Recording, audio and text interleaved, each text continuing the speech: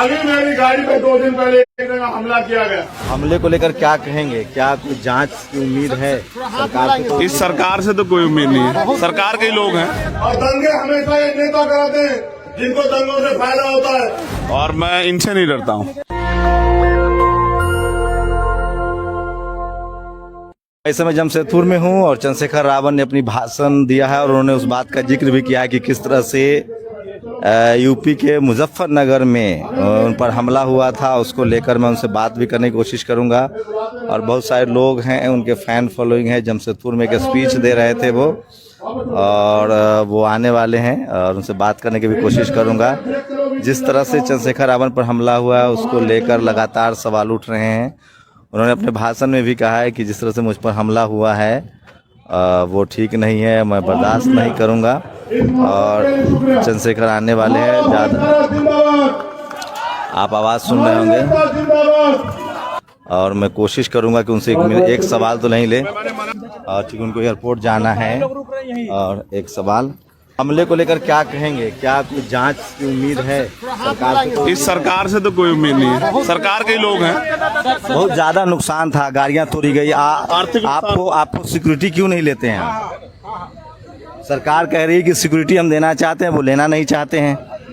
सरकार आपसे कुछ कहती है, मुझसे कुछ कहती है। मैंने 1 साल पहले सिक्योरिटी के लिए अप्लाई किया था, मैं जानता था कल ये लोग आरोप लगा सकते हैं, आज तक तो नहीं दी। समाज सिक्योरिटी करता है, उनसे बहुत उम्मीद है, इनकी सिक्योरिटी से भी उम्मीद है कम। पूरे दुनिया भर से मैंने कल वीडियो डाला, मैसेज आ रहे हैं कि आप पूछिए उनको क्या मदद चाहिए, किस तरह की सुरक्षा का इंतजाम करे। क्या समाज आपकी सुरक्षा का इंतजाम करे? समाज कर रहा है, और मैं इनसे नहीं डरता हूँ। मैं बस एक ही चीज़ से डरता हूँ कि जो उम्मीदें मेरे लोगों को मुझसे हैं, मैं उसमें कोई कमी ना करूँ। बाकी मैं इनसे नहीं डरता हूँ। मौत तो एक बार आनी है, जब आएगी मौत तो उसका सामना। आप लोग भी जाते रहेंगे? बिल्कुल जाऊंगा, यही आता है मुझसे, इन्हीं से मैं हूँ। शुक्रिया। तो देखिए, चंद्रशेखर यादव रावण पर हमला हुआ था, ये तस्वीरें दिखा रहा हूँ मैं आपको।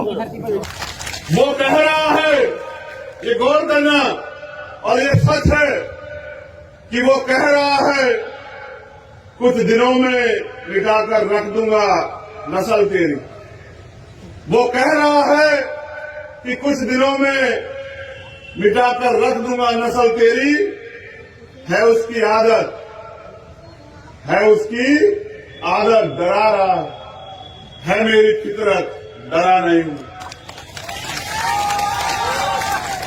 न कल डरे, न आए डरे, और न डरेंगे। ये मुल्क हमारा, और इस मुल्क में हम स्वाभिमान सम्मान के साथ जिएंगे, हक अधिकार के साथ जिएंगे। मैं समझता हूं कि आज हालात हमारे फेवर में नहीं है, लेकिन हमेशा हालात ऐसे नहीं रहेंगे। जिस दिन हमारे लोग दुश्मन को समझ जाएंगे, दोस्त को समझ जाएंगे, और अपनी जिम्मेदारी को समझ जाएंगे, जिस दिन वो लोग हक अधिकार के लिए लड़ने के लिए आ जाएंगे, मैदान में उतरेंगे, तो मैं पूरी जिम्मेदारी से कहता हूं कि दुश्मन में इतनी हिम्मत नहीं कि वो हमारे सामने खड़ा हो जाए। वो भाग खड़ा होगा, वो पीछे से वार करता है, वो धोखे से वार करता है। मैं अपने भीम आर्मी के नौजवान साथियों से कहना चाहता हूं, जमाना तुम्हारी तरफ देख रहा है, तुम्हारे कंधों में बहुत बड़ी जिम्मेदारी। एक तरफ बांटने वाले लोग हैं, एक तरफ जोड़ने वाले लोग हैं। मैं आपसे उम्मीद करता हूं कि झारखंड में जो एकता होनी चाहिए थी बहुत दिन पहले, जो नहीं बन पाई, जो धर्म जाति के नाम पे बांट के दुश्मन राज कर रहा है, उसको जवाब देने का समय आ गया। ऐसे हालातों में, नाजुक हालातों में लोग उम्मीद करते हैं कि लोग खड़े हों और बाएं फैला के अपने भाइयों का इस्तकबाल करें, स्वागत करें, और एकता बना के दूसरे के हाथ पकड़ के साबित करें कि हम इनकी बातों में नहीं आने वाले। मैं ये कहना चाहता हूं पूरी जिम्मेदारी से, मेरा तजुर्बा है, मैंने पढ़ा इतिहास को कि मुल्क में कभी दंगे नहीं होते। मैं दंगों का जिक्र नहीं करना चाहता, क्योंकि ये एक षड्यंत्र है। दंगे इसलिए कराए जाते हैं कि जो कौम तरक्की करना चाहती है वो तरक्की से ध्यान हटा के दंगों की तरफ, अपनी सुरक्षा की तरफ सोचती रहे। और दंगे हमेशा ये नेता कराते हैं जिनको दंगों से फायदा होता है। हमें बच के कभी फायदा नहीं हो सकता है, हमें जुड़ के फायदा हो सकता है। ये जमहूरियत है, जिनका वोट है उनका राज होना चाहिए, मगर जिनका वो वोट है उनके हाथ ऐसे फैले हुए। ये दंगे इसलिए कराए जाते हैं कि जिससे नफरत बढ़ती रहे और नफरत के शिकार हम लोग होते रहे। हमें समझना पड़ेगा। और जिस दिन मेरी समझ में आया, मुझको हजरत मौलाना सज्जन नुमानी साहब जैसे लोगों ने समझाया और बताया कि ये इनके सबके पीछे कौन है, मेरी समझ में आया तो मैंने समझाना शुरू किया। और आज हालात ऐसी है कि आज हमारे लोग नहीं लड़ रहे हैं एक दूसरे से। आज उनको समझ आया कि भाई कौन है और दुश्मन कौन है। इस बात को आगे बढ़ाने की देर है और दुश्मन के किसी भी साजिश में, उसके किसी भी झूठी बातों में आने की ना देर। अब उनकी बातों में ना आके अपनी हक अधिकार की लड़ाई को आगे बढ़ाना। मेरे साथियों ने बताया, कहा गया यहां विपक्ष की सरकार है। मुझे भी लगा अच्छा कि विपक्ष की सरकार है, यहां तो मेरे लोगों के हालात बड़े अच्छे होंगे। लेकिन जब मॉब लिंचिंग का डाटा देखा जाता है तो एहसास होता है कि वो जो केंद्र में सरकार बैठी और यहां की सरकार में के कारनामों में कुछ ज्यादा फर्क नहीं। इस सच्चाई को कहना पड़ेगा। मैं अपनी जबान पे ताला नहीं लगा सकता हूं। मैं गुलाम नहीं हूं किसी का, और ना ही मैं किसी से जो है मैं किसी का झुकना पसंद करता हूं। सच कहूंगा, और सच ये है कि यहां की सरकार भी हमें कीड़े मकोड़े समझ रही है।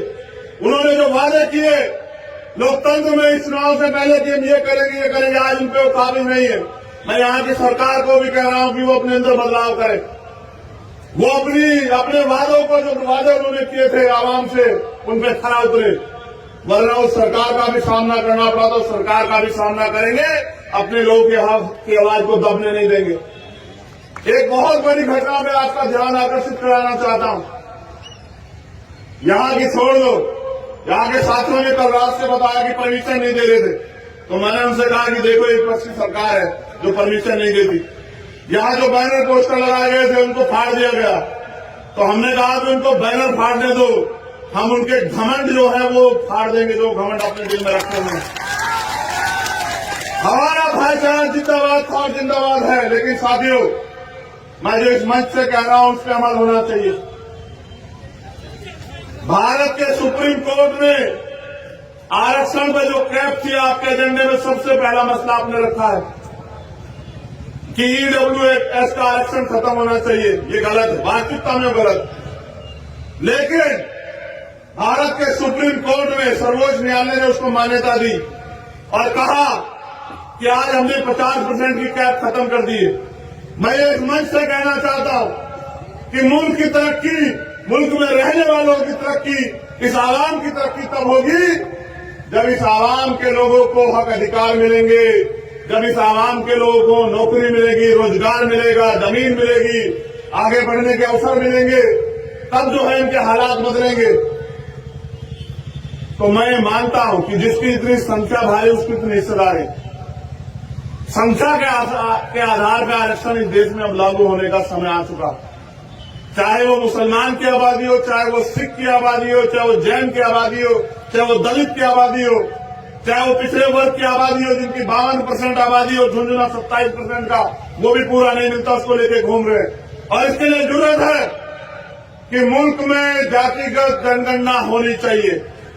जब जातिगत जनगणना होगी तभी पर्दा खुलेगा कि किसकी कितनी संख्या और किसको मिला क्या देश में। आज हमें इस मुल्क में आजाद हुए 70 साल से ज्यादा हो गए, लेकिन अगर जातिगत जनगणनाओं के आंकड़े बाहर आएंगे तो पता लगेगा कि हम पे कितने रोजगार, कितनी नौकरियां, कितनी जमीन है, कितना बिजनेस है, कितनी हिस्सेदारी हमें मिली है हमारे मुल्क में। देश आजाद हुआ, कमजोर रह गया, गरीब रह गया, जिन पे सामाजिक आर्थिक जो ब्राह्मणिकल सोशल ऑर्डर है उसके आधार पे जिनको अधिकारों से, पढ़ाई से, अवसरों से वंचित रखा गया, वो इसी हालात में पड़े रहे। और आज भी इसी हालात में कुछ लोगों के भरोसे, जिनको रहबरे कहते हैं, कि उन रहबरों के भरोसे वो जिंदगी बदलेंगे। कोई रहबर जिंदगी नहीं बदलेगा आपकी अगर आप अपनी लड़ाई नहीं लड़ोगे। मैं आपसे अपील करता हूं कि समय आ चुका है, उठ खड़े हो, इंतजार मत करो। ये हक अधिकार का समय है, ये अपने आने वाली पीढ़ियों को जवाब देने का समय है। अगर आज हम लोग चूक गए और मुल्क के आईन, मुल्क के संविधान पे जो खतरा मंडरा रहा है, अगर वो खतरा और मजबूत हुआ तो कल आने वाली पीढ़ी आपसे मुझसे हिसाब मांगेगी। मैं इस्लाम के मानने वाले लोगों से भी कहना चाहता हूं कि इस मुल्क का पूरे दुनिया में एक ऐसा मुल्क जो सबको बराबर का अधिकार देता है, जिसका संविधान, आज उस संविधान को कुचलने का प्रयास किया जा रहा है। आज हमें एकता बनाने की जरूरत है। जानवर भी समझते हैं, ये जो सम्मानित साथी बैठे हुए हैं, ये गौर करें, जानवर भी समझते हैं कि जब आग लगी हो जंगल में तो सबको एकजुट हो जाना चाहिए, लेकिन आवाम नहीं समझ रही, क्योंकि जो लोग खुद अपने निजी स्वार्थों में बांट के रखना चाहते हैं, उनको भी जवाब देना पड़ेगा हमारे साथ साथ कि जब इस मुल्क में हमारे अधिकार, हमारा सम्मान, स्वाभिमान दांव पे लग गया था, तब हमारे रहबर क्या कर रहे थे, जिनको कौम ने रहबर माना। तो जितनी जिम्मेदारी मेरी है उतनी आप सब लोगों की और उतनी सब लोगों की है कि हम एक यूनाइट हूं, इस देश के दलित, पिछड़े, आदिवासी, मुसलमान, जैन, सिख, बौद्ध एकजुट हो, भाईचारा बनाए और मिलकर अपने हक अधिकारों की लड़ाई लड़े। संविधान ने तो बहुत कुछ दिया है। संविधान ने अनुसूची 5 दी, इस देश के जल, जंगल, जमीन पे आदिवासी को हक दिया, लेकिन जितनी जमीन वो तैयार करता है वो लूट लेती है सरकारें, और वो बेबस हो जाता है और अपने हक की आवाज उठा तो नक्सली कह के मारा जाता है। ये है मुल्क में हमें मिला है। अगर हम अपने हक की लड़ाई लड़ते हैं तो झूठे मुकदमे, सीबीआई, ईडी की रेड और तमाम तरह के प्रयास करके हमें रोका जाता है। नहीं रुकेंगे, बिल्कुल नहीं रुकेंगे, और तब तक नहीं रुकेंगे जब तक इस गैर बराबरी को फाड़ के नहीं फेंक देते, जब तक हम लोग आवाम में क्रांति नहीं पैदा करते थे। जैसे हम अंग्रेजों के खिलाफ लड़े, जैसे इनके खिलाफ भी लड़ेंगे और इनको भी जवाब देंगे, क्योंकि हमें आज हमसे उम्मीदें की जाती हैं, उन उम्मीदों पे खरे उतरना।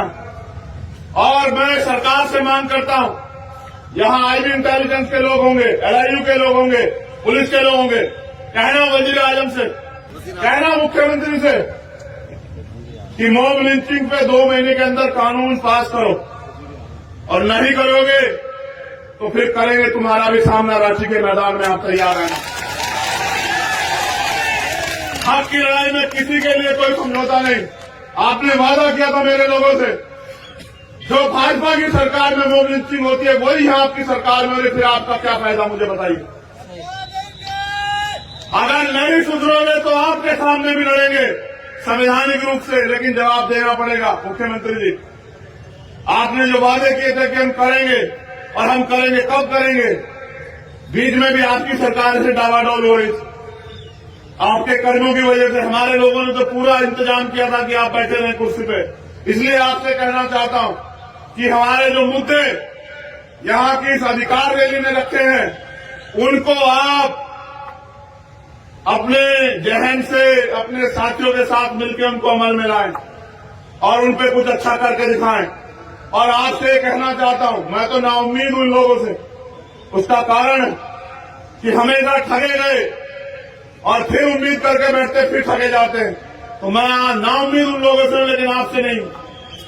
आपसे कहना चाहता हूं, इस लड़ाई में अब समय आ चुका है एक दूसरे का हाथ पकड़ के आगे बढ़ने का, और मैं निराश नहीं करूंगा आपको। मेरा वादा है, मैं यहां समाज से वादा कर रहा हूं, निराश नहीं करूंगा। आप 1 कदम चलोगे तो 100 कदम चलूंगा, आप 100 कदम चलोगे तो 1 लाख कदम चलूंगा, और आप नहीं भी चलोगे तो भी जब आपकी तरफ कोई आंख उठेगी उसको जवाब देने के लिए आपका भाई आपके साथ खड़ा रहेगा, पूरी जिम्मेदारी से।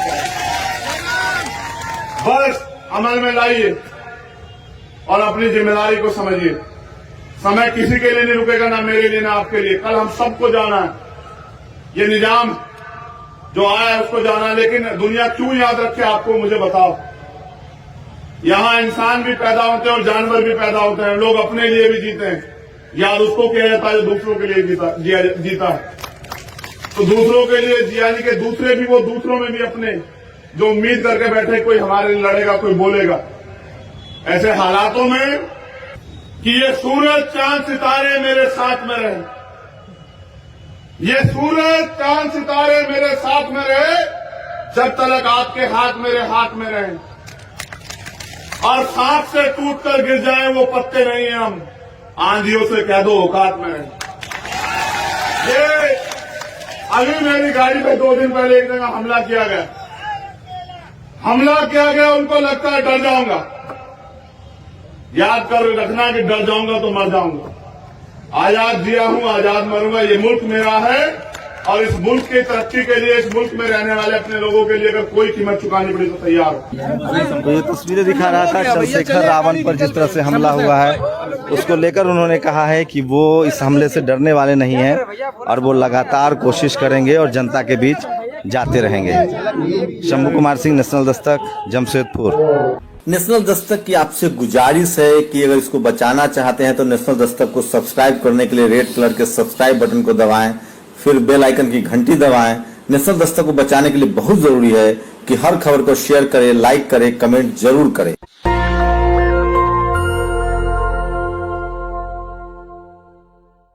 अभी मेरी गाड़ी पे 2 दिन पहले एक जगह हमला किया गया। हमले को लेकर क्या कहेंगे? क्या कुछ जांच की उम्मीद है सरकार से? इस सरकार से तो कोई उम्मीद नहीं है, सरकार के ही लोग हैं। और दंगे हमेशा ये नेता कराते हैं जिनको दंगों से फायदा होता है, और मैं इनसे नहीं डरता हूँ।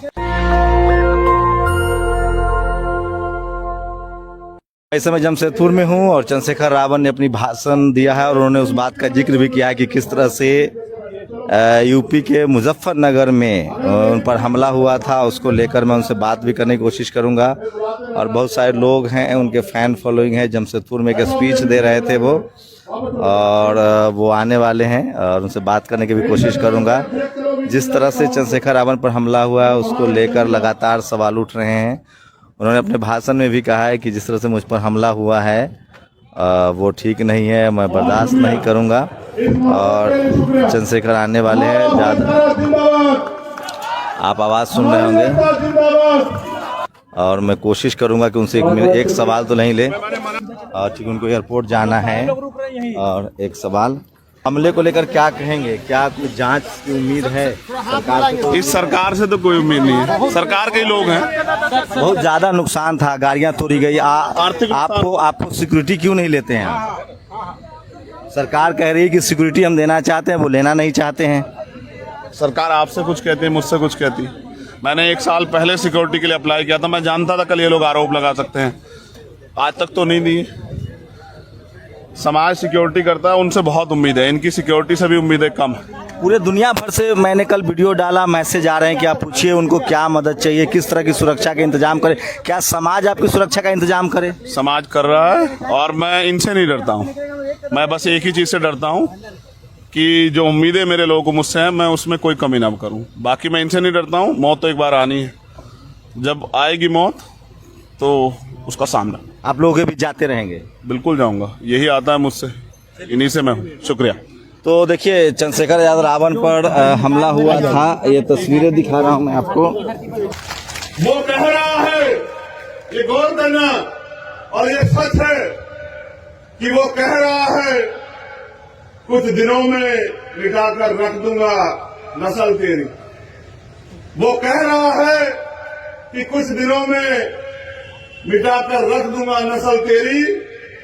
है उसकी आदत, डरा रहा है मेरी फितरत, डरा नहीं। न कल डरे, न आए डरे और न डरेंगे। ये मुल्क हमारा, और इस मुल्क में हम स्वाभिमान सम्मान के साथ जिएंगे, हक अधिकार के साथ जिएंगे। मैं समझता हूं कि आज हालात हमारे फेवर में नहीं है, लेकिन हमेशा हालात ऐसे नहीं रहेंगे।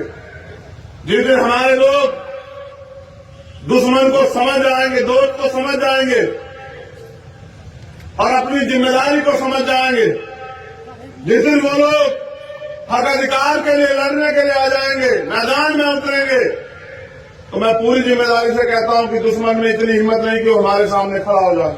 वो भाग खड़ा होगा, वो पीछे से वार करता है, वो धोखे से वार करता है। मैं अपने भीम आर्मी के नौजवान साथियों से कहना चाहता हूं, जमाना तुम्हारी तरफ देख रहा है, तुम्हारे कंधों में बहुत बड़ी जिम्मेदारी। एक तरफ बांटने वाले लोग हैं, एक तरफ जोड़ने वाले लोग हैं। मैं आपसे उम्मीद करता हूं कि झारखंड में जो एकता होनी चाहिए थी बहुत दिन पहले, जो नहीं बन पाई, जो धर्म जाति के नाम पे बांट के दुश्मन राज कर रहा है उसको जवाब देने का समय आ गया है। ऐसे हालातों में, नाजुक हालातों में लोग उम्मीद करते हैं कि लोग खड़े हों और बाएं फैला के अपने भाइयों का इस्तकबाल करें, स्वागत करें और एकता बना के दूसरे के हाथ पकड़ के साबित करें कि हम इनकी बातों में नहीं आने वाले। मैं ये कहना चाहता हूं पूरी जिम्मेदारी से, मेरा तजुर्बा है, मैंने पढ़ा इतिहास को कि मुल्क में कभी दंगे नहीं होते।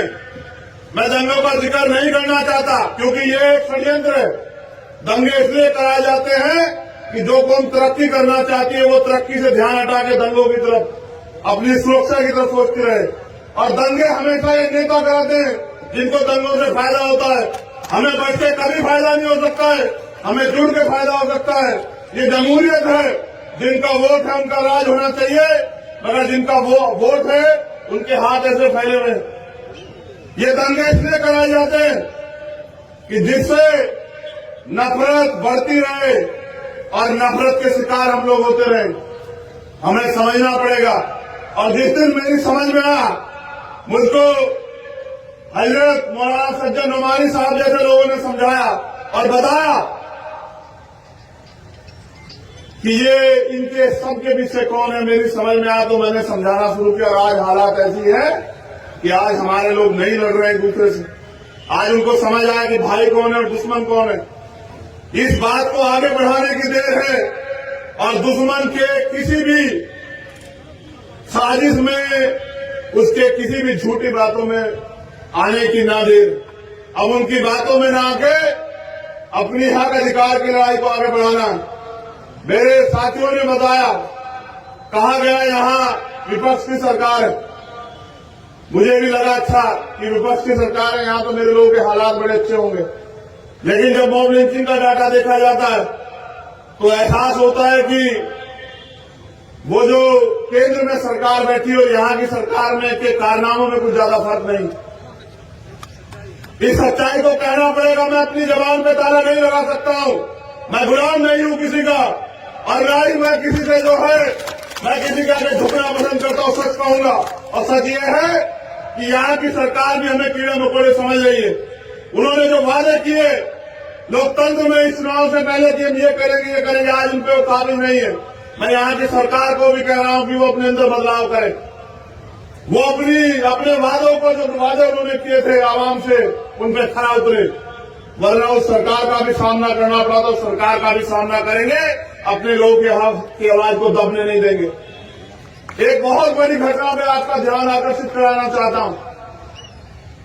यहां की छोड़ दो, यहां के साथियों ने कल रात से बताया कि परमिशन नहीं दे रहे थे, तो मैंने उनसे कहा कि देखो एक विपक्ष की सरकार है जो परमिशन नहीं देती। यहां जो बैनर पोस्टर लगाए गए थे उनको फाड़ दिया गया, तो हमने कहा कि उनको बैनर फाड़ने दो, हम उनके घमंड जो है वो फाड़ देंगे, जो घमंड अपने दिल में रखते हैं। हमारा भाईचारा जिंदाबाद था और जिंदाबाद है। लेकिन साथियों, मैं जो इस मंच से कह रहा हूं उस पर अमल होना चाहिए।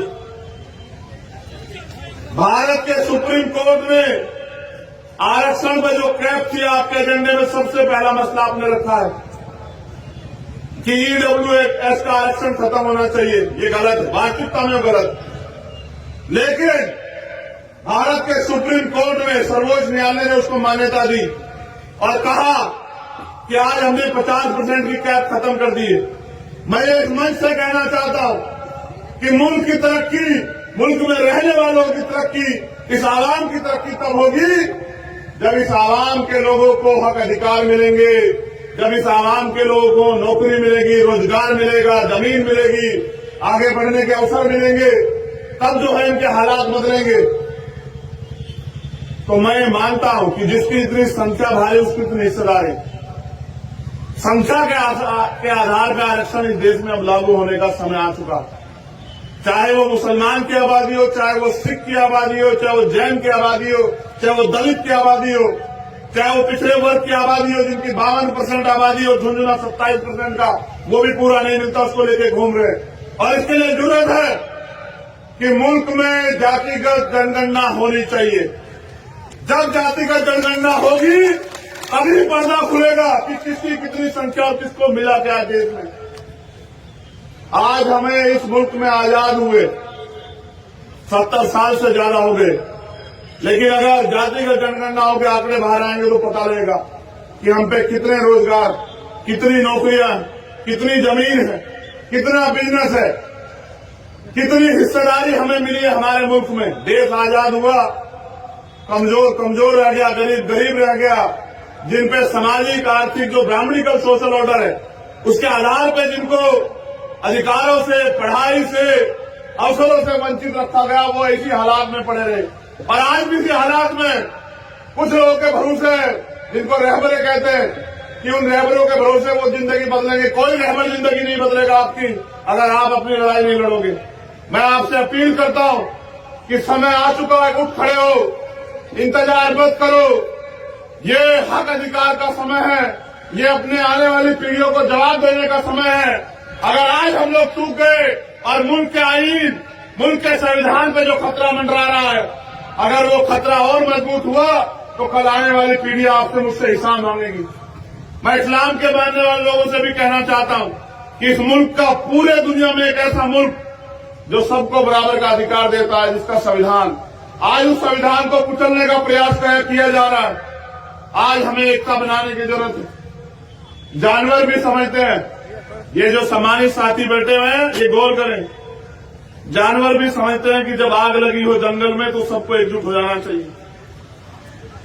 लेकिन आवाम नहीं समझ रही, क्योंकि जो लोग खुद अपने निजी स्वार्थों में बांट के रखना चाहते हैं उनको भी जवाब देना पड़ेगा हमारे साथ साथ। कि जब इस मुल्क में हमारे अधिकार, हमारा सम्मान, स्वाभिमान दांव पे लग गया था, तब हमारे रहबर क्या कर रहे थे जिनको कौम ने रहबर माना। तो जितनी जिम्मेदारी मेरी है उतनी आप सब लोगों की और उतनी सब लोगों की है कि हम एक यूनाइट हूं। इस देश के दलित, पिछड़े, आदिवासी, मुसलमान, जैन, सिख, बौद्ध एकजुट हो, भाईचारा बनाए और मिलकर अपने हक अधिकारों की लड़ाई लड़े। संविधान ने तो बहुत कुछ दिया है। संविधान ने अनुसूची 5 दी, इस देश के जल, जंगल, जमीन पे आदिवासी को हक दिया। लेकिन जितनी जमीन वो तैयार करता है वो लूट लेती है सरकारें, और वो बेबस हो जाता है और अपने हक के आवाज उठा तो नक्सली कह के मारा जाता है। ये है मुल्क में हमें मिला है। अगर हम अपने हक की लड़ाई लड़ते हैं तो झूठे मुकदमे, सीबीआई, ईडी की रेड और तमाम तरह के प्रयास करके हमें रोका जाता है। नहीं रुकेंगे, बिल्कुल नहीं रुकेंगे। और तब तक नहीं रुकेंगे जब तक इस गैर बराबरी को उखाड़ के नहीं फेंक देते, जब तक हम लोग आवाम में क्रांति नहीं पैदा करते थे। जैसे हम अंग्रेजों के खिलाफ लड़े, जैसे इनके खिलाफ भी लड़ेंगे और इनको भी जवाब देंगे। क्योंकि हमें आज हमसे उम्मीदें की जाती हैं, उन उम्मीदों पे खरे उतरना। और मैं सरकार से मांग करता हूं, यहां आईबी इंटेलिजेंस के लोग होंगे, एलआईयू के लोग होंगे, पुलिस के लोग होंगे, कहना वजीर आजम से, कहना मुख्यमंत्री से कि मॉब लिंचिंग पे 2 महीने के अंदर कानून पास करो, और नहीं करोगे तो फिर करेंगे तुम्हारा भी सामना रांची के मैदान में। आप तैयार रहना। हक की लड़ाई में किसी के लिए कोई समझौता नहीं। आपने वादा किया था मेरे लोगों से, जो भाजपा की सरकार में मॉब लिंचिंग होती है वही यहां आपकी सरकार में, फिर आपका क्या फायदा, मुझे बताइए। अगर नहीं सुधरोगे तो आपके सामने भी लड़ेंगे संवैधानिक रूप से, लेकिन जवाब देना पड़ेगा। मुख्यमंत्री जी, आपने जो वादे किए थे कि हम करेंगे, और हम करेंगे, कब करेंगे? बीच में भी आपकी सरकार से डावाडोल हो रही, आपके कर्मों की वजह से। हमारे लोगों ने तो पूरा इंतजाम किया था कि आप बैठे रहें कुर्सी पे। इसलिए आपसे कहना चाहता हूं कि हमारे जो मुद्दे यहां की इस अधिकार रैली में रखे हैं, उनको आप अपने जहन से, अपने साथियों के साथ मिलकर उनको अमल में लाएं और उन पे कुछ अच्छा करके दिखाएं।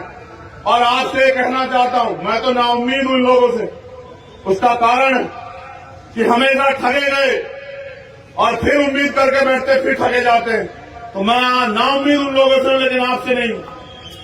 आपसे कहना चाहता हूं कि इस लड़ाई में अब समय आ चुका है एक दूसरे का हाथ पकड़ के आगे बढ़ने का। और मैं निराश नहीं करूंगा आपको, मेरा वादा है। मैं यहां समाज से वादा कर रहा हूं, निराश नहीं करूंगा।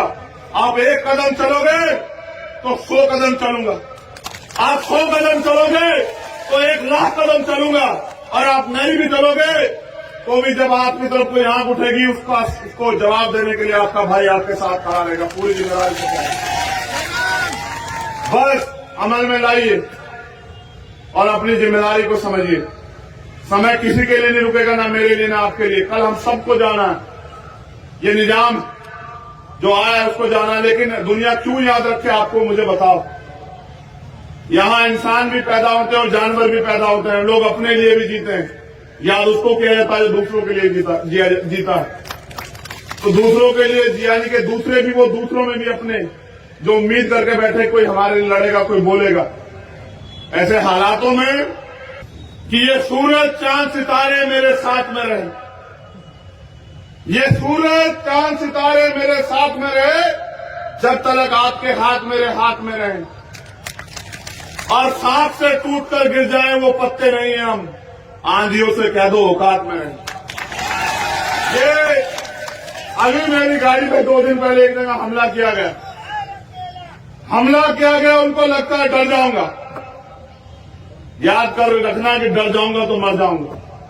आजाद जिया हूं, आजाद मरूंगा। ये मुल्क मेरा है और इस मुल्क की तरक्की के लिए, इस मुल्क में रहने वाले अपने लोगों के लिए अगर कोई कीमत चुकानी पड़ी तो तैयार हो। तो ये तस्वीरें दिखा रहा था चंद्रशेखर रावण पर जिस तरह से हमला हुआ है, उसको लेकर उन्होंने कहा है कि वो इस हमले से डरने वाले नहीं हैं और वो लगातार कोशिश करेंगे और जनता के बीच जाते रहेंगे। शंभू कुमार सिंह, नेशनल दस्तक, जमशेदपुर। नेशनल दस्तक की आपसे गुजारिश है कि अगर इसको बचाना चाहते हैं तो नेशनल दस्तक को सब्सक्राइब करने के लिए रेड कलर के सब्सक्राइब बटन को दबाएं, फिर बेल आइकन की घंटी दबाएं। नेशनल दस्तक को बचाने के लिए बहुत जरूरी है कि हर खबर को शेयर करें, लाइक करें, कमेंट जरूर करें।